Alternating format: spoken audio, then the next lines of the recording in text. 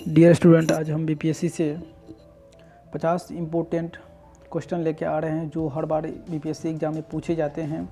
BPSC हो या railway, SSC, जो भी हो, इस सभी एग्ज़ामों में पूछे जाने वाले इम्पोर्टेंट प्रश्न हैं। तो आप इस वीडियो के अंत तक देखें और अच्छा लगे तो कमेंट में ज़रूर बताएं कि कैसा लगा ये वीडियो, जिससे मैं और भी इम्पोर्टेंट क्वेश्चन लेके आएंगे। और अभी तक हमारे चैनल को सब्सक्राइब नहीं किए हैं तो प्लीज़ सब्सक्राइब कर दें, बेल आइकन प्रेस कर दें और जितने भी स्टडी ग्रुप है सभी में शेयर करें। तो चलिए हम प्रश्न देखते हैं क्या कह रहा है, प्रश्नों की आगे क्या है। तो आज का पहला प्रश्न है, पहला प्रश्न कह रहा है बिहार से हम प्राचीन बिहार से क्वेश्चन लिए हैं। तो बता रहा है कि बिहार में पूर्व ऐतिहासिक काल का आरंभ होता है, अनुमानतः कब। कह रहा है क्वेश्चन क्या है, बिहार में पूर्व ऐतिहासिक काल का आरंभ कब हुआ था, अनुमानतः बता रहा है। तो ये इसका राइट आंसर क्या हो जाएगा, इसका राइट आंसर हो जाएगा ऑप्शन नंबर डी, इसका राइट आंसर हो जाएगा। तो इसका राइट आंसर डी हो जाएगा, ऑप्शन नंबर ये डी होगा इसका राइट आंसर।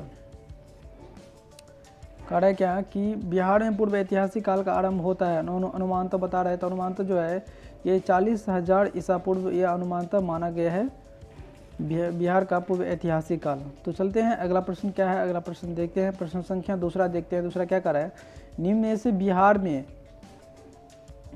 से बिहार में मध्यवर्ती प्रस्तर युग के साक्ष्य कहाँ से मिले हैं। क्या कर रहा है क्वेश्चन, ध्यान से देखते हैं, अपने लोग देखेंगे कि निम्न में से बिहार में मध्यवर्ती प्रस्तर युग के साक्ष्य कहाँ से मिले हैं। पटना से, चेचर, वैशाली से, मुंगेर से या चिरांद, सारण से। तो इसका राइट आंसर क्या होगा, इसका राइट आंसर हो जाएगा ऑप्शन नंबर जो है इसका। आप लोग जो, अगर आप लोग को आंसर पता है तो आप लोग ज़रूर कमेंट करें कि इसका राइट आंसर क्या होगा। तो इसका राइट आंसर है होगा मुंगेर। ये मुंगेर से क्या है, मुंगेर जो है, मुंगेर से जो है बिहार में मध्यवर्ती प्रस्तर युग के साक्ष्य मिले हैं। मध्यवर्ती प्रस्तर युग जो है, जो मध्य काल में जो चल रहा था, जो घटना घट रहे थे या ऐतिहासिक स्थिति चल रहा था, तो वो मुंगेर से हैं प्राप्त हुए हैं, साक्ष्य प्राप्त हुए हैं। अगला प्रश्न देखते हैं, प्रश्न संख्या तीसरा देखते हैं। क्या कह रहा है कि निम्नलिखित में से वह स्रोत जिसमें पाटलिपुत्र के प्रशासन का वर्णन उपलब्ध है वो है। क्या कह रहा है प्रश्न, फिर से हम देखते हैं कि निम्नलिखित में से वह स्रोत जिसमें पाटलिपुत्र के प्रशासन का वर्णन उपलब्ध है। तो इसका राइट आंसर क्या होगा, तो इसका राइट आंसर क्या हो जाएगा, आप लोग जरूर कमेंट में बताइए इसका राइट आंसर क्या होगा। तो इसका राइट आंसर हो जाएगा इंडिका से, इंडिका में क्या होगा इसका right answer, Indica, option number C. जो कह रहा है कि वह स्रोत जिसमें पाटलिपुत्र के प्रशासन का वर्णन उपलब्ध है वो है इंडिका। इंडिका में जो है पाटलिपुत्र का जो प्रशासन व्यवस्था कैसा था, उसकी रहन सहन कैसा था, उसकी राजरोहन कैसा था, या उसके राज्यों में वो किस प्रकार का शासन लागू था, किस प्रकार का कानून व्यवस्था था, वो सभी इंडिका नामक पुस्तक में पाटलिपुत्र की जो भी वर्णन है वो आप लोगों को मिल जाएगा उसमें। चलिए देखते हैं अगला प्रश्न क्या कहे, प्रश्न संख्या अब हम लोग चौथा देखते हैं। चौथा प्रश्न संख्या क्या कर रहा है, केवल वह स्तंभ जिसमें अशोक ने स्वयं को मगध का सम्राट बताया। केवल वह स्तंभ के बारे में बता रहा है जिसमें अशोक ने खुद, अशोक सम्राट जो था मौर्य वंश के अशोक सम्राट, जो कह रहा है कि स्वयं को मगध का सम्राट बताया है वो स्तंभ। तो वो स्तंभ के बारे में हम लोग जानकारी प्राप्त करेंगे कि वो स्तंभ कौन था जिसमें अशोक ने खुद को एक मगध का सम्राट बताया था। तो इसका राइट आंसर क्या होगा, इसका राइट आंसर हो जाएगा ऑप्शन नंबर सी। इसका राइट आंसर क्या हो जाएगा, ऑप्शन सी हो जाएगा इसका राइट आंसर। मस्की का लघु शिलालेख में, मस्की का लघु शिलालेख में जो है अपने आपको स्वयं का मगध का सम्राट बताया है। मस्की का लघु शिलालेख, मस्की में एक लघु शिलालेख बनाया है जिसमें ये अपने मगध का जो सम्राट था अशोक सम्राट, ये अपने आप को स्वयं का एक सम्राट बताया है। तो चलते हैं अगला प्रश्न क्या कहते हैं, प्रश्न संख्या पाँचवा देखते हैं। पाँचवा प्रश्न क्या कह रहा है, पाँचवा प्रश्न पे हम लोग चलते हैं। पाटलिपुत्र को निम्न में से किस शासक ने सर्वप्रथम अपनी राजधानी बनाई। कह रहा है पाटलिपुत्र जो भी पटना है तो वो उसको किस शासक ने सर्वप्रथम अपनी राजधानी बनाई थी। तो इसका राइट आंसर क्या हो जाएगा, इसका राइट आंसर हो जाएगा option number C, Chandragupta Maurya. Chandragupta Maurya ने ही सर्वप्रथम पाटलिपुत्र को अपना राजधानी बनाया। चंद्रगुप्त मौर्य जो मौर्य वंश के संस्थापक थे, जो मगध साम्राज्य से बिलोंग करते थे, जो मगध साम्राज्य के एक प्रतापी राजा थे और वो बहुत बड़ा अपने वंश और अपने जो नींव डाला मौर्य वंश को, उस समय अपने आप को बहुत विस्तार किया और एक मजबूत शासन व्यवस्था और राज का स्थापित किया। और वो कौन थे? तो वो चंद्रगुप्त मौर्य थे। तो पाटलिपुत्र का जो पहले राजधानी बनाया, सर्वप्रथम राजधानी बनाया, वो बनाने वाले चंद्रगुप्त मौर्य ही थे। तो इसका राइट आंसर हो जाएगा option number C, Chandragupta Maurya. अगला प्रश्न देखते हैं, प्रश्न संख्या 6 देखते हैं। कह कि बिहार के भौगोलिक क्षेत्र की चर्चा सर्वप्रथम किस साहित्यिक रचना से मिलती है? बिहार के जो भौगोलिक क्षेत्र की चर्चा है वो किस साहित्य से मिलते हैं? भौगोलिक क्षेत्र जो है वो किस साहित्य रचना से मिलती है? मतलब भौगोलिक क्षेत्र मतलब जो उसकी जो व्यवस्था थी, उसकी शासन व्यवस्था और उसकी गांव की, उसकी राज्य की, उसकी और जो भी हो, उसकी लोगों की रहन सहन और उसकी भौगोलिक जो भी हो, खेती बाड़ी, तो उसकी जो रचना, उसकी जो क्या कहते हैं चर्चा, वो किस ग्रंथ में या कहाँ से हमें प्राप्त होंगे और किस साहित्य में वो लिखा गया है? तो इसका राइट आंसर क्या हो जाएगा? इसका राइट आंसर हो जाएगा ऑप्शन नंबर सी, शतपथ में। शतपथ ब्राह्मण में जो है ये भौगोलिक क्षेत्रों की चर्चा किया गया है। बिहार की जो भौगोलिक चर्चा है वो शतपथ ब्राह्मण में ये आपको साहित्य, ये शतपथ ब्राह्मण नामक जो साहित्य है उसमें ये निर्मित किया गया है और ये लिखा गया है। तो अगला प्रश्न देखते हैं, प्रश्न संख्या 7वां क्या कर रहे हैं? मौर्य काल में शिक्षा का सर्वाधिक प्रसिद्ध केंद्र था। मौर्य काल में जो मौर्य काल बता रहा है कि मौर्य काल में शिक्षा का सर्वाधिक प्रसिद्ध केंद्र था। शिक्षा जो व्यवस्था होता है उसका सर्वाधिक प्रसिद्ध केंद्र कौन था मौर्य काल में? तो इसका राइट आंसर हो जाएगा डी, तक्षशिला। क्या हो जाएगा इसका right answer? D, Takshashila. Takshashila आप सभी जानते होंगे, तक्षशिला एक महाविद्यालय थे, विश्वविद्यालय थे, महानों में महाविश्वविद्यालय, जहाँ दूसरों देशों से विद्यार्थी छात्र छात्रा पढ़ने के लिए अपने देश और अपने तक्षशिला विश्वविद्यालय आया करते थे पढ़ने के लिए। जो अभी फ़िलहाल ये तक्षशिला विश्वविद्यालय पाकिस्तान के राज्य में वो कट के चला गया है। जब भारत और पाकिस्तान की जो बंटवारा हुए तो वो सीमा रेखा से वो कट के पाकिस्तान में प्रवेश कर गया। तो मौर्य काल में जो शिक्षा का सर्वाधिक प्रसिद्ध केंद्र था वो था तक्षशिला। राइट आंसर इसका डी हो जाएगा। चलते हैं अगला प्रश्न क्या कहते हैं, देखते हैं। प्रश्न संख्या 8वां कर रहा है कि निम्न में से बिहार के पटना तथा गया जिला किस महाजनपद में सम्मिलित है? क्या कर रहा है क्वेश्चन? बिहार के पटना तथा गया जिला किस महाजनपद में सम्मिलित था? बिहार के जो पटना और गया जिला जो किस महाजनपद में सम्मिलित है? तो अस्मक में, वज्जी में, मगध में या अंग में? तो इसका राइट आंसर क्या हो जाएगा? इसका राइट आंसर हो जाएगा ऑप्शन नंबर सी, मगध में। ये मगध में पटना और गया जिला जो है मगध महाजनपद में सम्मिलित था। ठीक, तो इसका राइट आंसर हो जाएगा ऑप्शन नंबर सी। अगला प्रश्न देखते हैं, प्रश्न संख्या 9 देखते हैं, 9वां देखते हैं। क्या कर रहा है कि पाटलिपुत्र में स्थित चंद्रगुप्त का महल मुख्यतः बना था। अब कह रहा है कि पाटलिपुत्र में स्थित चंद्रगुप्त मौर्य का जो महल था या गृह था वो किससे बना था? लकड़ी का, ईंटों का, मिट्टी का या पत्थर का? तो इसका हम देखते हैं ऑप्शन में क्या है कि कौन सा आंसर है। अगर आप लोगों को पता है तो आप लोग ज़रूर कमेंट में कमेंट करें, जिससे हमें ये भी पता लगे कि आप लोगों की यह क्वेश्चन याद है या आप लोगों ने क्वेश्चन को विजिट किया है या आप लोग इस क्वेश्चन को देखे हैं। तो दोहरा के देखने से क्या होता है कि आपको प्रीव्यूज हो जाएगा, लेटेस्ट नज़र आ जाएंगे। तो चलिए देखते हैं इसका राइट आंसर क्या हो जाएगा। तो इसका राइट आंसर हो जाएगा ऑप्शन नंबर ए। पाटलिपुत्र में स्थित चंद्रगुप्त का जो महल था मुख्यतः ये लकड़ी का बना होता था। किसका? लकड़ी का बना होता था। अगला प्रश्न देखते हैं, प्रश्न संख्या 10वां क्या कर रहा है? 10वां प्रश्न देखते हैं क्या कर रहा है। 10वां प्रश्न कर रहा है कि 6ठी शताब्दी ईसा पूर्व में भारत में 16 महाजनपद का उदय हुआ। इनमें कितने महाजनपद वर्तमान बिहार के क्षेत्रों में स्थित थी? कह रहा है 6ठी शताब्दी ईसा पूर्व में भारत में 16 महाजनपद का उदय हुआ। कितने महाजनपद का? तो 16 महाजनपद का उदय हुआ। 6ठी शताब्दी ईसा पूर्व में भारत में 16 महाजनपदों का उदय हुआ। देखिए क्वेश्चन यहाँ से भी एक आंसर निकल रहा है, क्वेश्चन भी बन रहा है। तो कह रहा है कि इनमें कितने महाजनपद वर्तमान बिहार के क्षेत्रों में स्थित थे? 6ठी शताब्दी ईसा पूर्व में बिहार में कितने क्षेत्रों में ये कितने महाजनपद बिहार के क्षेत्रों में स्थित थी? तो इसका राइट आंसर क्या हो जाएगा, इसका राइट आंसर ऑप्शन हो जाएगा 3। क्या हो जाएगा 3, ऑप्शन नंबर बी हो जाएगा। जो बिहार में जो है 16 महाजनपद में से 3 महाजनपद बिहार के क्षेत्रों में पड़ते थे और स्थित थी। तो इसका राइट आंसर हो जाएगा डी, ऑप्शन नंबर डी। अगर आप लोग इस चैनल को सब्सक्राइब नहीं किए तो प्लीज़ सब्सक्राइब कर दें, जिससे मेरा भी मनोबल बढ़े और आगे हम वीडियो लाते रहे। और जो भी स्टडी ग्रुप हैं उनमें शेयर करें और अपने दोस्तों को भी सब्सक्राइब करवाएं। चलिए प्रश्न संख्या 11 देखते हैं। 11 प्रश्न क्या कर रहे हैं, 11 नंबर प्रश्न कर रहा है कि अंग महाजनपद की राजधानी थी। अंग महाजनपद की राजधानी थी। तो अंग महाजनपद की राजधानी क्या थी, कहाँ थी? गिरिवरज, चंपा, गया या वैशाली? तो इसका हम राइट आंसर देखते हैं। इसका राइट आंसर हो जाएगा ऑप्शन नंबर बी, चंपा हो जाएगा। अंग महाजनपद की जो राजधानी थी वो चंपा हो जाएगा। चलिए अगला प्रश्न देखते हैं। प्रश्न संख्या 12वां क्या कर रहे हैं, 12th प्रश्न क्या कर रहे हैं, क्वेश्चन नंबर 12 क्या कर रहा है कि नंदवंश के पश्चात मगध पर किस राजवंश ने शासन किया? मगध कह रहा है कि नंदवंश के पश्चात, नंदवंश के बाद मगध पर किस राजवंश ने शासन किया? तो इसका राइट आंसर क्या होगा? अगर आप लोगों को पता है तो जरूर हमें बताएं कि इसका राइट आंसर क्या होगा। तो इसका राइट आंसर क्या हो जाएगा, इसका राइट आंसर हो जाएगा मौर्य वंश। इसका राइट आंसर क्या हो जाएगा, मौर्य वंश। ये इसका राइट आंसर हो जाएगा मौर्य वंश।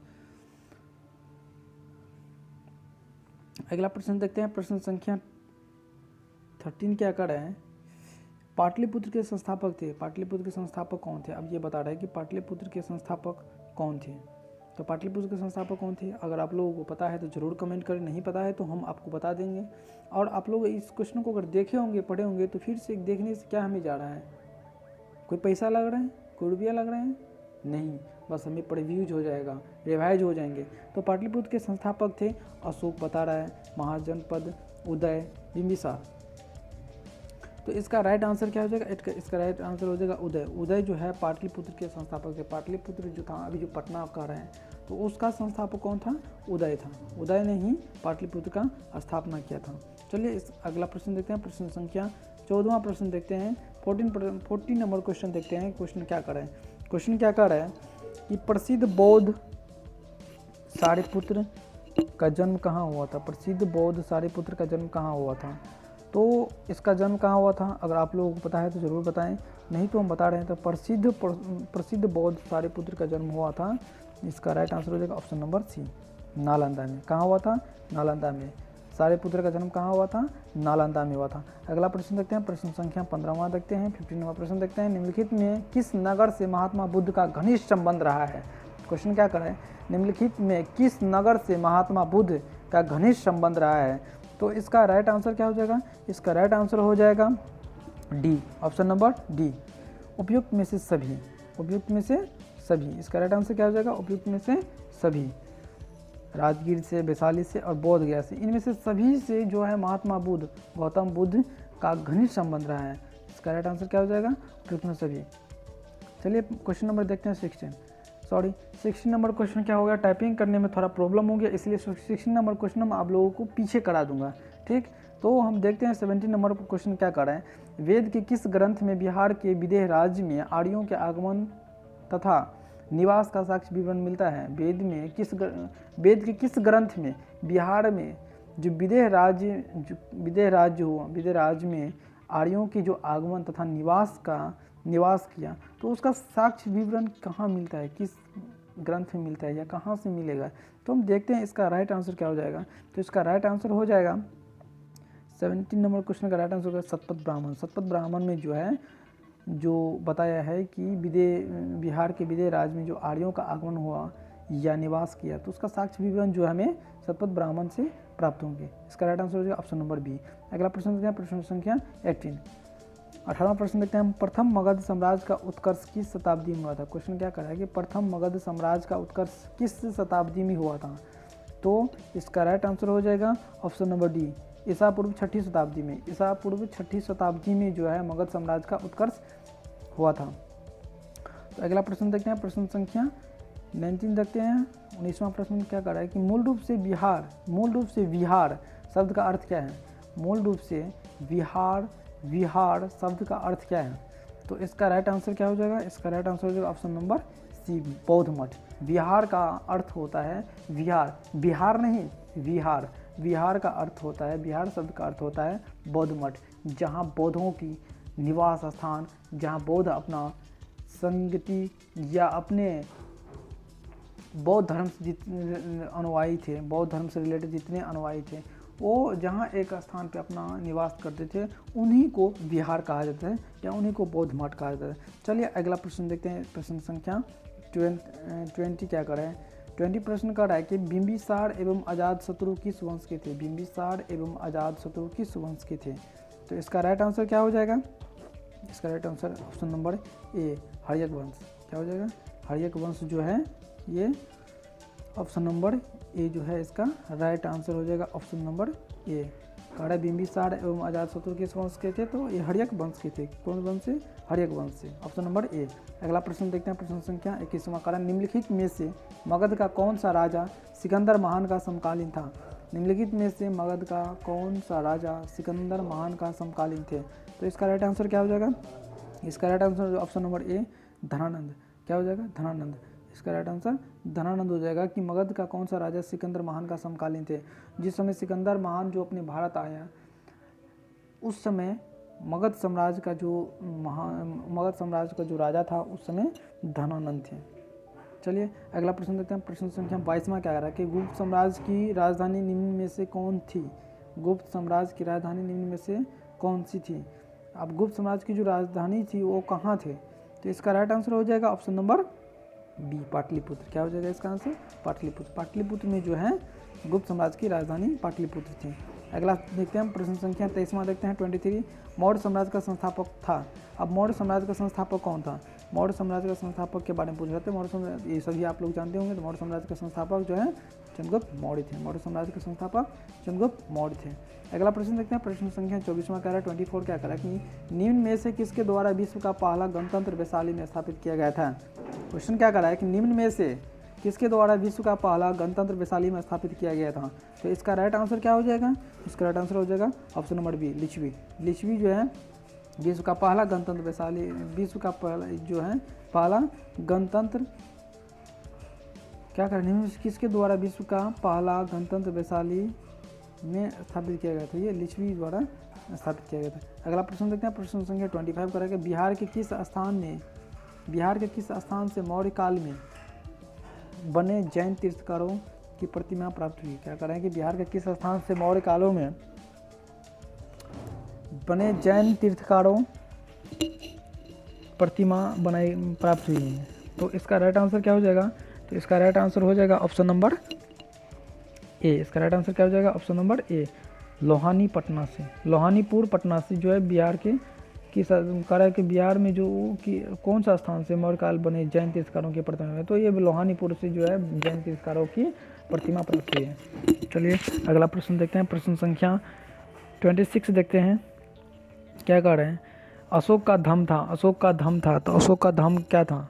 तो ये इसका राइट आंसर हो जाएगा 26 का ऑप्शन नंबर सी, नैतिक आचार संहिता। जो है बहुत अशोक का जो धम था वो क्या था, नैतिक आचार संहिता। अगला प्रश्न देखते हैं। प्रश्न संख्या 27, 27वां प्रश्न कह रहा है कि तृतीय बौद्ध संगति का आयोजन कब हुआ था। तृतीय बौद्ध संगति का आयोजन कब हुआ था। तो ये हुआ था आपको 251 ईसा पूर्व में हुआ था। कब हुआ था, 251 ईसा पूर्व में हुआ था। तो अगला प्रश्न देखते हैं। प्रश्न संख्या 28वां क्या कह रहा है कि गार्गी संहिता में पाटलिपुत्र पर यवनों के आक्रमण का उल्लेख है। यह आक्रमण किसके शासनकाल में हुआ। गार्गी संहिता में जो पाटलिपुत्र पर यवनों के आक्रमण का उल्लेख जो किया गया है, यह आक्रमण किसके शासनकाल में हुआ था। तो इसका राइट आंसर हो जाएगा option number B, Pushyamitra Shunga के शासनकाल में ये आक्रमण हुआ था। गर्गी संहिता, गर्गी नामक एक संहिता है जिसको संहिता कहने का मतलब एक पुस्तक जो है उसमें पाटलिपुत्र पर यवनों के आक्रमण का उल्लेख जो है ये किसके शासन काल में हुआ था। तो ये पुष्यमित्र शुंग के शासन काल में हुआ था। अगला प्रश्न देखते हैं। प्रश्न संख्या 29 क्या करें, कानु वंश के उपरांत पाटलिपुत्र पर कुछ समय के लिए किस वंश राजाओं ने शासन किया था। मतलब कौन से वंश के राजाओं ने शासन किया था, किस वंश के राजाओं ने शासन किया था। कानु वंश के उपरांत पाटलिपुत्र पर कुछ समय के लिए किस वंश के राजाओं ने शासन किया था। तो इसका राइट आंसर क्या हो जाएगा। इसका राइट आंसर हो जाएगा ऑप्शन नंबर ए, मित्र वंश का। कौन से वंश का, मित्र वंश का। ये जो है जो राजा था ये कान्व वंश के उपरांत जो है पाटलिपुत्र पर कुछ समय के लिए ये अपना शासन किया था। अगला प्रश्न देखते हैं, 30वां प्रश्न 30% देखते हैं। मौर्य साम्राज्य के उपरांत, क्वेश्चन क्या कर है कि मौर्य साम्राज्य के उपरांत मगध पर किस वंश का शासन स्थापित हुआ। मौर्य साम्राज्य के जो उपरांत, मौर्य साम्राज्य के बाद मगध पर किस वंश का शासन स्थापित हुआ। तो इसका राइट आंसर क्या हो जाएगा, ऑप्शन नंबर ए, ऑप्शन नंबर ए, शुंग वंश का स्थापना हुआ। ऑप्शन नंबर ए, शुंग वंश का स्थापित हुआ और शुंग वंश ये अपना शासन स्थापित किया।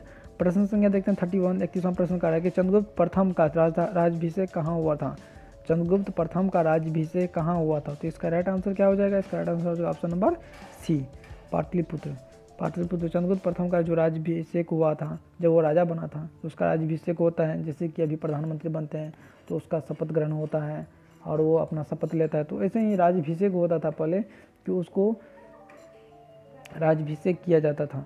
तो ये चंद्रगुप्त प्रथम का जो राज्याभिषेक हुआ था कहाँ हुआ था, ये पाटलिपुत्र में हुआ था, ऑप्शन नंबर सी में।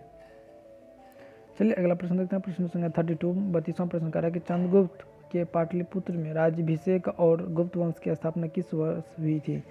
कह रहा कि चंद्रगुप्त के पाटलिपुत्र में राज्याभिषेक और गुप्त वंश की स्थापना किस वर्ष हुई थी। तो इसका राइट आंसर हो जाएगा ऑप्शन नंबर सी, ये 320 ईस्वी में। कब, तो ये 320 ईस्वी में जो है चंद्रगुप्त का राज्याभिषेक और गुप्त वंश की स्थापना हुई थी 320 ईसा पूर्व ईस्वी में। चलिए अगला प्रश्न देखते हैं 33, 33वां प्रश्न क्या कर रहा है कि नालंदा विश्वविद्यालय का संस्थापक कौन था। नालंदा विश्वविद्यालय जो है, अभी सभी लोग जानते हैं नालंदा विश्वविद्यालय को, नालंदा विश्वविद्यालय का स्थापना कौन, नालंदा विश्वविद्यालय का संस्थापक कौन था या स्थापना किसने करवाया था। इसका राइट आंसर क्या हो जाएगा, इसका राइट आंसर हो जाएगा ऑप्शन नंबर बी, कुमारगुप्त ने जो है नालंदा विश्वविद्यालय का स्थापना किया और इसका संस्थापक भी है। चलिए अगला प्रश्न देखते हैं, प्रश्न संख्या 34 क्या कर रहा है, बोध गया के महाबोधि मंदिर की स्थापना किस काल में हुई थी। बोध गया के महाबोधि मंदिर की स्थापना किस काल में हुई थी। तो इसका राइट आंसर हो जाएगा क्या, इसका राइट आंसर हो जाएगा ऑप्शन नंबर डी, गुप्त काल में। क्या हो जाएगा इसका राइट आंसर, गुप्त काल में जो है ये हुई थी। ये कौन से काल में, गुप्त काल में। ठीक, तो अगला प्रश्न देखते हैं, अगला प्रश्न क्या कर रहे हैं, प्रश्न संख्या 35, 35वां प्रश्न कर रहा है कि चीनी यात्री फाहियान पाटलिपुत्र में कितने समय तक रहा था। चीनी यात्री फाहियान पाटलिपुत्र में कितने समय तक रहा था। तो इसका राइट आंसर क्या हो जाएगा, इसका राइट आंसर हो जाएगा 3 साल तक जो है ये पाटलिपुत्र में रहा था। चीनी यात्री जो है, चीनी जैसे कि हम चाइना कहते हैं या चीन देश कहते हैं, तो चीनी उसे हुआ था। चीनी यात्री जो है फाहियान पाटलिपुत्र में कब तक रहा, ये 3 सालों तक रहा। ये इसका आंसर हो जाएगा ऑप्शन नंबर बी। अगला प्रश्न देखते हैं, प्रश्न संख्या 36 क्या कर रहा है, 36वां प्रश्न क्या कर रहा है, नालंदा विश्वविद्यालय में फाहियान किसके शासन के दौरान आया था। नालंदा विश्वविद्यालय में फाहियान किसके शासन के दौरान आया था। तो ये ऑप्शन नंबर डी, इसका आंसर हो जाएगा चंद्रगुप्त विक्रमादित्य के शासनकाल में जो है नालंदा विश्वविद्यालय में फाहियान आया था। नालंदा विश्वविद्यालय में जो फाहियान आया था ये चंद्रगुप्त विक्रमादित्य के शासनकाल के दौरान ही आया था। तो इसका आंसर हो जाएगा, इसका राइट आंसर हो जाएगा D, option number D.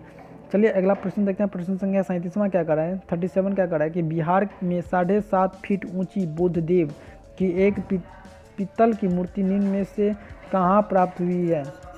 Question क्या कर रहा है कि बिहार में 7.5 फीट ऊंची बुद्धदेव की एक पीतल की मूर्ति निम्न में से कहाँ प्राप्त हुई है। तो इसका राइट आंसर क्या हो जाएगा, इसका राइट आंसर हो जाएगा ऑप्शन नंबर ए, सुल्तानगंज से।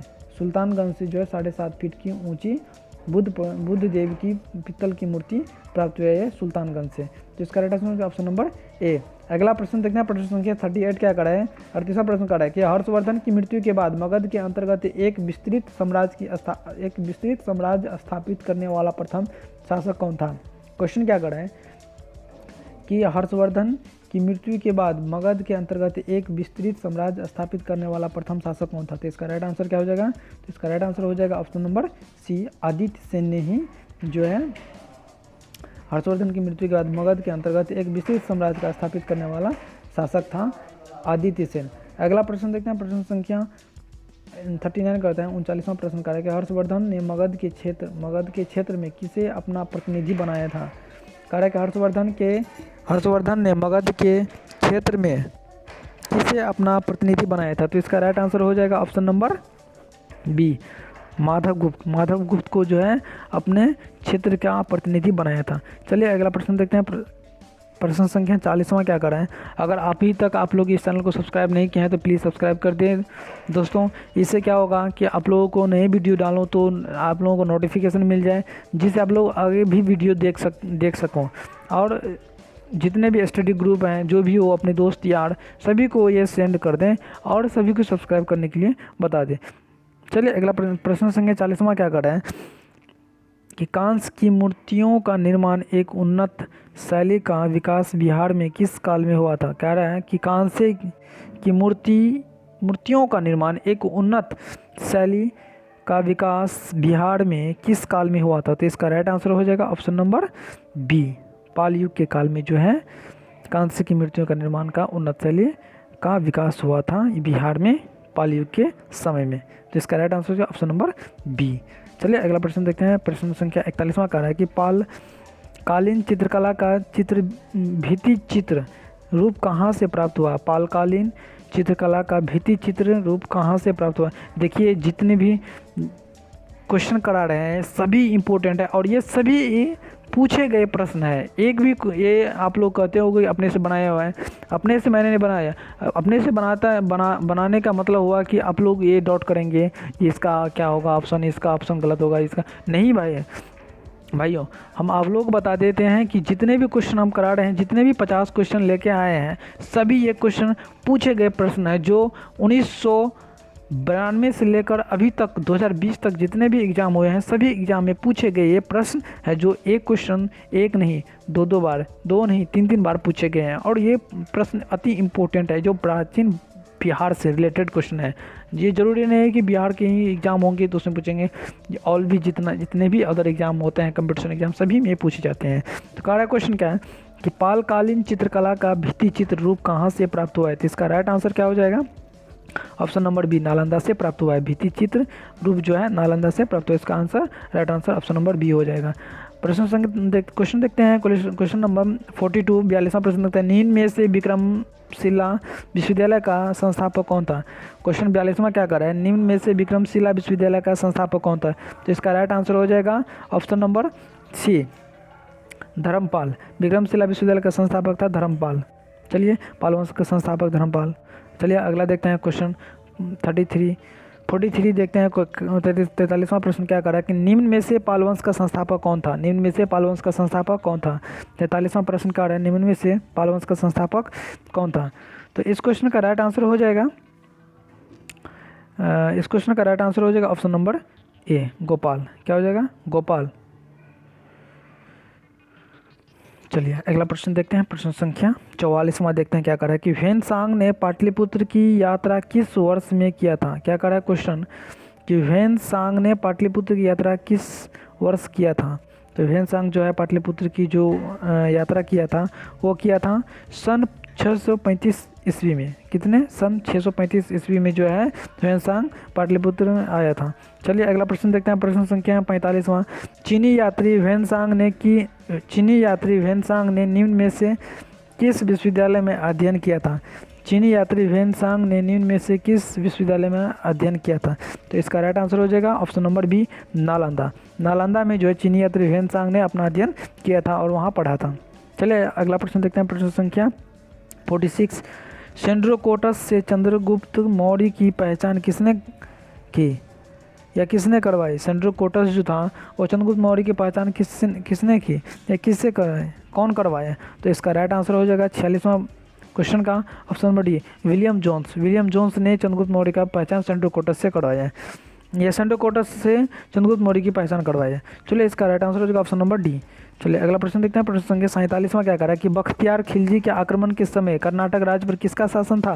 क्वेश्चन क्या कर रहा है कि बख्तियार खिलजी के आक्रमण के समय कर्नाटक राज्य पर किसका शासन था। तो इसका राइट आंसर हो जाएगा ऑप्शन नंबर सी, नरसिंह देव का जो है कर्नाटक राज्य पर उस समय शासन था, बख्तियार खिलजी के समय, आक्रमण के समय। तो इसका राइट आंसर हो जाएगा ऑप्शन नंबर सी। चलिए अगला प्रश्न देखते हैं। प्रश्न संख्या 48वां क्या कर रहा है कि तिब्बती इतिहासकार धर्मस्वामी तिरहुत कब आया था। तिब्बती इतिहासकार धर्मस्वामी तिरहुत कब आया था। तो इसका राइट आंसर हो जाएगा ऑप्शन नंबर सी, 1234 ईस्वी में। कि कब आया था, ये 1234 ईस्वी में जो है तिरहुत आया था। चलिए अगला प्रश्न देखते हैं। प्रश्न संख्या 49 49वां प्रश्न क्या कर रहा है, मिथिला या तिरहुत के कर्नाटक राज्य का संस्थापक कौन था? क्या कर रहा है? मिथिला या तिरहुत के कर्नाटक राज्य का संस्थापक कौन था? तो इसका राइट आंसर हो जाएगा ऑप्शन नंबर ए, नन्नीदेव। कौन किया था? नन्नीदेव ने जो है मिथिला या तिरहुत के कर्नाटक राज्य का स्थापना किया था। चलिए अगला प्रश्न देखते हैं। प्रश्न संख्या 50वां क्या कर रहा है? निम्न में से मौर्य काल में शिक्षा का सर्वाधिक प्रसिद्ध केंद्र कौन था? क्या कर रहा है? 50 क्वेश्चन क्या कर रहा है? 50 नंबर क्वेश्चन, निम्न में से मौर्य काल में शिक्षा का सर्वाधिक प्रसिद्ध केंद्र कौन था? तो इसका राइट आंसर हो जाएगा ऑप्शन नंबर डी, तक्षशिला जो है मौर्य काल में शिक्षा का सर्वाधिक और प्रमुख केंद्र था तक्षशिला। चलिए अब अगला प्रश्न देखते हैं। आप लोगों को 16 नंबर के क्वेश्चन आप लोगों को नहीं कराए थे, वो टाइपिंग करने में मिस हो गया था, तो हम आप लोगों को ये 16 नंबर का क्वेश्चन करा रहे हैं। करेक्ट क्वेश्चन क्या? उदयन के बाद मगध साम्राज्य पर किस राजवंश का शासन स्थापित हुआ? क्या करा है? उदयन के बाद मगध साम्राज्य पर किस राजवंश का शासन स्थापित हुआ था? तो इसका राइट आंसर हो जाएगा डी, शिशुनाग वंश का। मगध उदयन के बाद मगध साम्राज्य पर शिशुनाग वंश का स्थापना हुआ। चलिए इसका राइट आंसर डी। तो अभी आप लोगों को कैसा लगा प्रश्न कमेंट में ज़रूर बताएं। अगर अच्छा लगे हो तो लाइक करें, शेयर करें और कमेंट जरूर करें। अगर चैनल पे नए हो तो सब्सक्राइब करें और अपने दोस्तों को भी सब्सक्राइब करें। जो स्टडी करने वाले हो उन्हीं को सब्सक्राइब करें। जो स्टडी करने वाला लायक नहीं हो, ये जो पढ़ता नहीं हो, उनको आप सब्सक्राइब करवा के क्या करोगे? इसीलिए जो पढ़ने लायक स्टूडेंट हो और जितने भी स्टडी ग्रुप हो सभी में शेयर करें और चैनल को सब्सक्राइब करें। धन्यवाद।